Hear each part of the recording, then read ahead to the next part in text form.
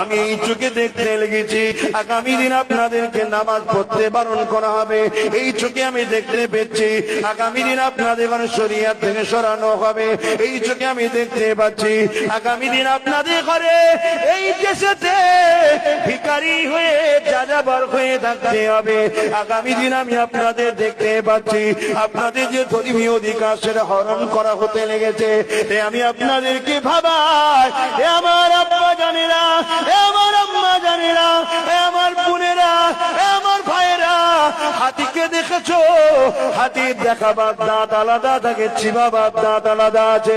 এই দেখাবার দাঁত দেখে যদি তুমি এটাকেই সব মনে করে নাও, তাহলে বিপদে যখন পড়বে চিবাবার দাঁত আলাদা বার করবে, তখন তোমার কিছু করার থাকবে না। এই ভাবিয়া করিও কাজ করিয়া ভাবিও না। আমরা সমাজে দেখবেন ইঁদুর ধরা একটা কল আছে, কি বলো জাতা, জাতি, হ্যাঁ জাতি কল, দেখেন না? জাতি কলে কি করে? কল তোলাটাকে ভেতরে খাবার থাকে না? ইঁদুর ধরা পড়ে কেন?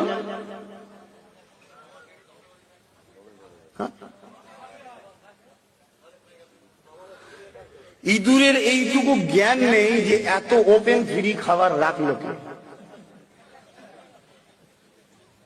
এত তো মানুষ ভালো নয়। মানুষ কি ভালো? ইঁদুরকে মারে না? মারে না। তো ওই ইঁদুরের তো ভাবা দরকার ছিল যে এত দরদি মানুষ হলো কি করে, আমার জন্য এত ওপেন খাবার রেখে দিচ্ছে। যদি এইটুকু ব্রেনের কমন সেন্স জ্ঞান থাকতো, ও তাহলে প্রথমে একটা লাঠি ফাটি কিছু ডান্ডা দিয়ে লেড়িয়ে দেখতো, পচাং করে তোরই সর্বনাশ পালা। কিন্তু খাবার দেখে লোভ সামলাতে পারেনি। তা আপনাদেরও ভাবা দরকার যে হারা 24 ঘন্টা যারা মোল্লা এই করেছে, মোল্লা ওই করেছে, মিডিয়ায় টিডিয়ায় এই হয়েছে, হ্যাঁ, এরা হঠাৎ করে এত ফিরি ফিরি খাওয়াচ্ছে কি হবে? এইটুকু যদি কমন সেন্স থাকতো, তাহলে আপনি ওই ইঁদুরের মতো জাতা কলার করবেন না।